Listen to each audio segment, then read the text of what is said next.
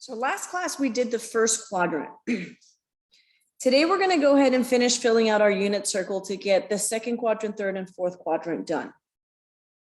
If you take the time to go ahead and learn that first quadrant really well, that's going to help you out because the rest of them are just reflections and additions to that part. But if you know that first quadrant, you know the rest of that unit circle.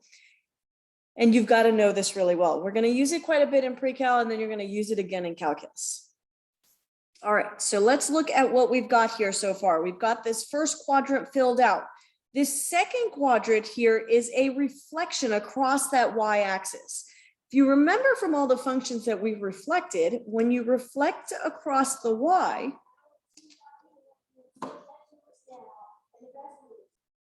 sorry about that little disruption. All right, so here, this is a reflection across that y-axis. And when we reflect across the y-axis, it changes the x values to negatives. So if it was a positive 1/2 here, it is going to be a negative 1/2 over here. Now, the y value is still exactly the same y value from this point to this point. There, it has not changed, and it is still on the positive sides for the y. So this is still going to be the square root of 3/2. This next point is a reflection of this one here. So my x value is going to be going from a positive square root of 2 to a negative square root of 2/2. And then again, the y value stays the same. Another reflection, again, my x value changes from positive to negative. That's what that reflection across the y does. So we get this negative square root of 3/2, and the 1/2 does not change. So now we filled out that second quadrant for the unit circle. Well, this right here is a reflection across the x-axis. To get from these points to these here, we have to reflect it across the x-axis. When we reflect across the x-axis, we're taking it from a positive y value to a negative. That's what that does there. So this point is going to reflect right down here. And so we're going to go from a positive square root of 3/2 to a negative square root of 3/2. Now the 1/2 is going to stay negative because it is vertical on this graph from here to here. That x value is not changing. For our second point, we would reflect that one here. And so that's going to be a negative square root of 2/2 and a negative square root of 2/2. And for our last one, we reflect this bottom point right here. And so that's going to give me a negative square root of 3/2 and a negative 1/2. So both the x and the y values both turn into negative. If you think about that first quadrant, that is a reflection in both. So you reflected x and y, and that's the reason why both values went to negative. For our fourth quadrant, we're going to reflect these in the first quadrant down to the fourth quadrant. So this point will reflect right here. When we're reflecting across the x, remember that changes our y values to a negative. So that's going to be the square root of 3/2 and a negative 1/2. And then for our middle one, we get the square root of 2/2 and negative square root of 2/2. The x value is still positive because it is still to the right of the y-axis. Our y values are the only ones that change. And then the last reflection is going to give me a positive 1/2 and a negative square root of 3/2. So let's talk about a couple more patterns that we see there. You should see there's 4 angles that are corresponding to each other that are similar. These right here.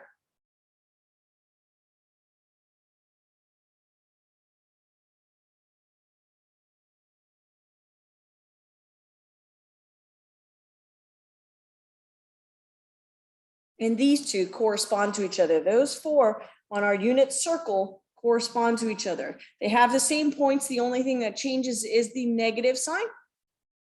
They have the same radian denominators. They're all the 6s. And that's our 30-degree angles that are corresponding. For the next pattern, you should see we've got the radians with a denominator of 4 here. That's all our corresponding 45, 45, 40, 90-degree angles. And so those 4 angles correspond with each other. And then our last ones come from the 60-degree. They all have a denominator of 3.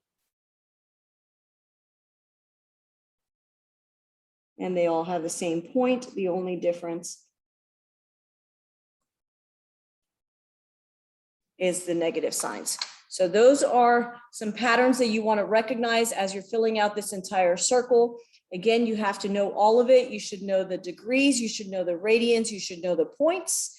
And we talked last time that the sine is the x values and the cosine is the x values and the sine is the y values. So you need to know that as well. Now we're going to talk about a couple more things as we go through there. So we went ahead and filled out the rest of our unit circle. This is the entire unit circle filled out now that you have to memorize or learn, whichever one you prefer to use on that one. All right. So we're going to remember from algebra here on our ordered pairs, we said it was cosine of theta, comma, sine of theta on those ordered pairs. The x is the cosine, the y is the sine. So let's talk about what that does in our quadrants when we have a coordinate plane there. So in our quadrant 1, it shows both the x and the y are both positive. That means that our cosine is going to be positive and our sine is also going to be positive. If we think about the tangent, we said that one was our sine over our cosine. So it's going to be positive over positive, which is a positive. For this second quadrant, we said x is cosine. So our cosine is going to be negative. Our sine is our y value, so our sine is going to be positive here. If we think about the tangent of that, we said it is sine over cosine, so it's going to be positive over a negative. And when we divide a positive over a negative, we end up with negative. So tangent is going to be negative in the second quadrant, cosine is going to be negative in the second quadrant, and sine is going to be positive. All right, for our quadrant 3, it shows that the ordered pairs are both negative. That means our cosine is going to be negative because it is our x value. Our sine is going to be negative because it is our y value. For the tangent, that is our sine over cosine, so that's going to be a negative over a negative. And when we divide a negative over a negative, that gives us a positive. Our last quadrant is a plus and a minus on the ordered pairs. And so our cosine is going to be positive because that's our x values. Our sine is going to be negative because that's our y values. And when we talk about the tangent in this case, it's going to be the sine, which is negative, over the cosine, which is positive. And when we do a negative divided by a positive, we get a negative.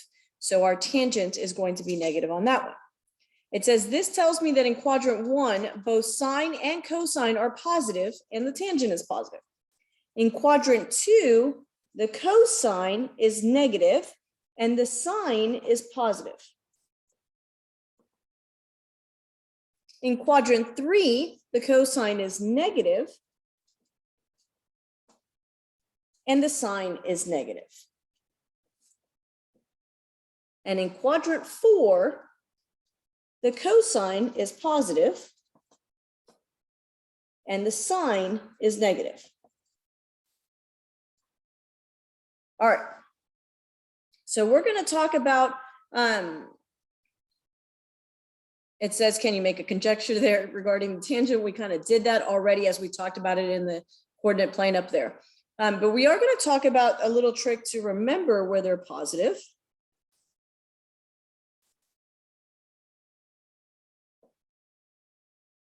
And so you'll hear this quite a bit.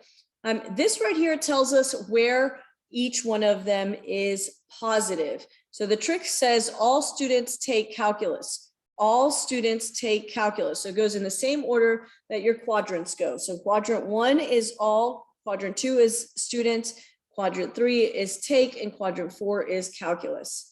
And so really what that stands for, and so I'll go ahead and write it out here, all students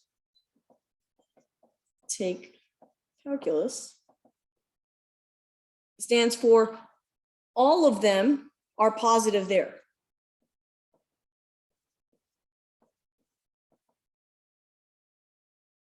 For students, that's the sign is positive. The others are negative. For take, that's tangent is positive. And calculus, that's cosine is positive. So that's kind of a little trick to remind you of which one is positive and which quadrant. So all students take calculus, all of them are going to be positive here. The sine will be positive in quadrant 2, the tangent in quadrant 3, and the cosine in quadrant 4. All right. We're going to look at some here that you want to remember. All right, it tells us right there, this is very important. You will be finding these values all year. Make sure that you know how to do this. So this is breaking it up. So now it's not in the circle form. It's giving you the cosine or sine or tangent, and you have to know what it is. So cosine of 225, sine of 120, these are all coming from that unit circle, but you have to know which one is which. So for cosine of 225, you have to remember that's this angle right here, and cosine is the x value. So that's how well you want to know this circle. You want to know those angles and those ordered pairs so that you can pull them out like that, because you will have questions that just directly ask you cosine of 225. Now, cosine is in the third, 225 is in the third quadrant. So I know that the cosine is negative in the third quadrant. So that's going to be negative. So you can remember that. Again, if you're only remembering the first quadrant, then you can just think 225 is corresponding to 45. So I use my hand trick and do that square root of 2 over 2 and square root of 2 over 2.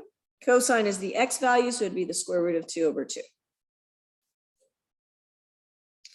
For sine of 120, that one corresponds with the 60-degree angle. So again, you can use your hand trick. And so that is 1/2 over the square root of 3 over 2. And so we know that sine is the y value, so that's the square root of 3 over 2.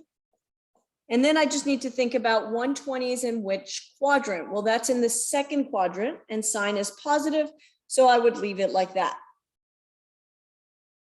Our next one here, sine of 330.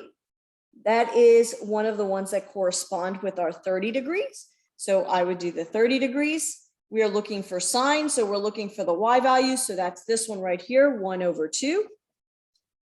The 330 is in the fourth quadrant, and I know that sine is negative there, so that's going to be a negative.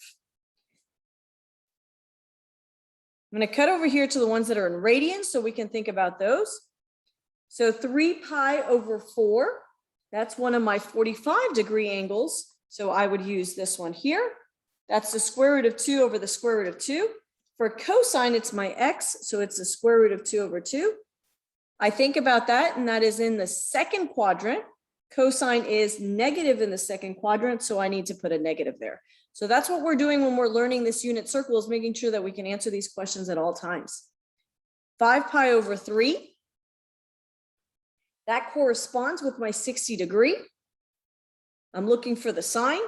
So 60-degree, sine is y. So I'm going to use this one right here. That's the square root of 3 over 2. Then I think about my 5 pi over 3. That falls in the fourth quadrant. And so in the fourth quadrant, sine is negative. So I need to get a negative there.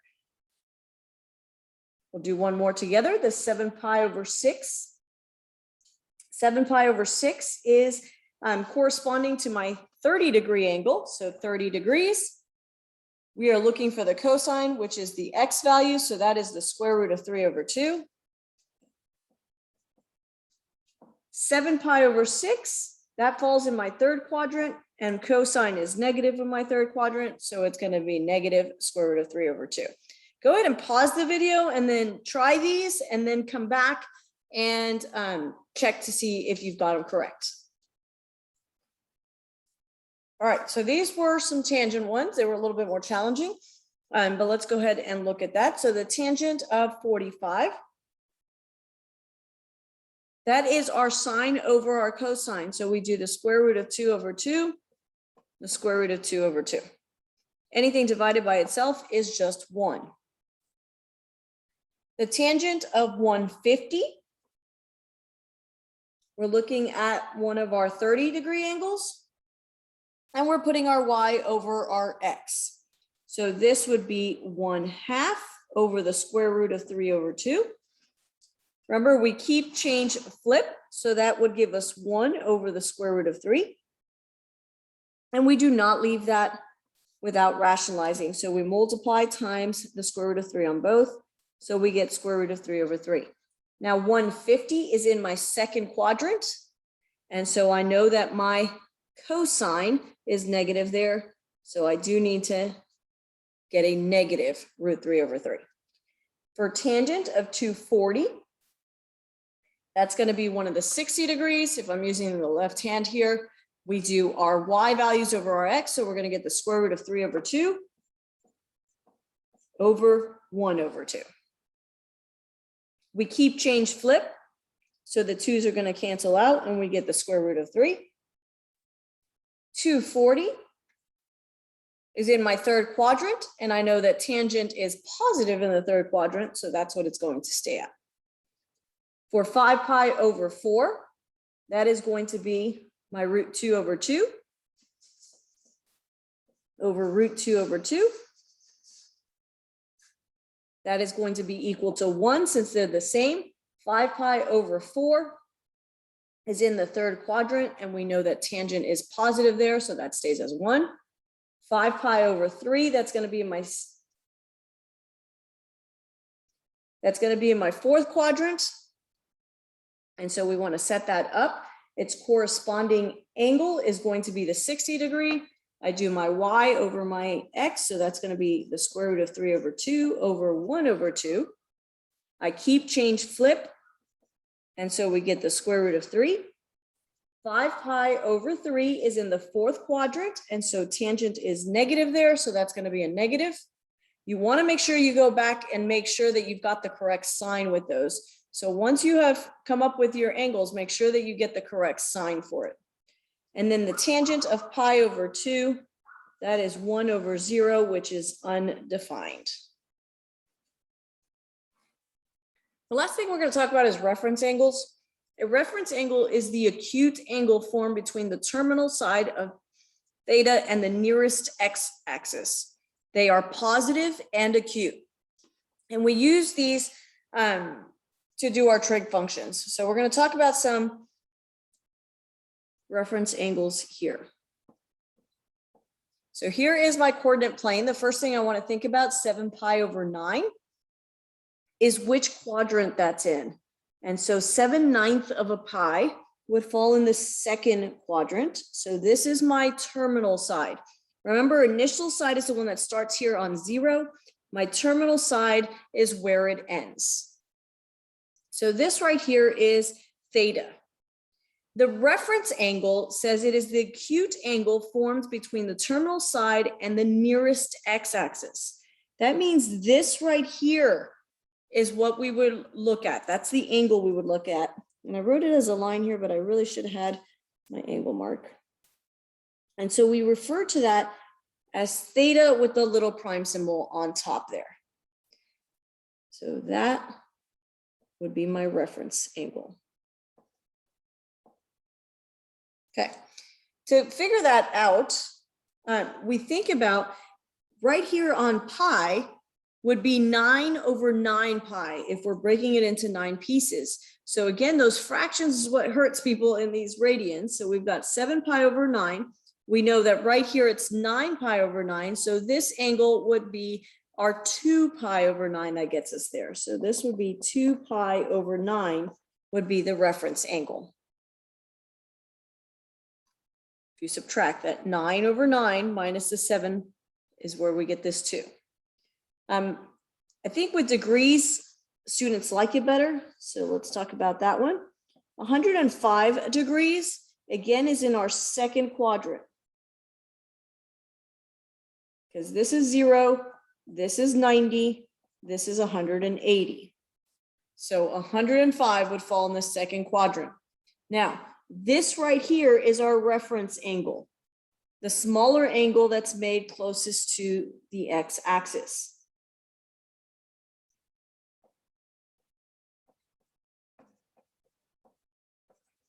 And we signify that with the little prime symbol here. So if this is 105 and this is 180, this angle would be 75. So our reference angle would be the 75 degrees there.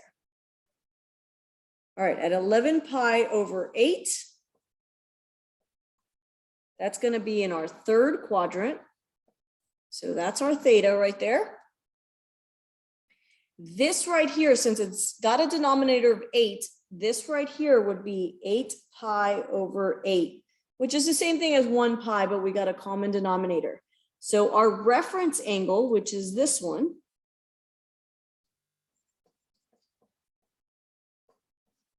remember, it's the acute angle closest to the x-axis. So this is going to be our reference angle right there. So to get from 8 pi over 8 to 11 pi over 8 would be a 3 pi over 8. So that's our reference angle. And then for our last one, 372. 360 is all the way around. So this has gone all the way around and then just a little bit more. So there is my theta. The reference angle would be the smaller angle here with the x-axis. And so all the way around is 360. So we went another 12 degrees up there. So that is 12 degrees would be our reference angle.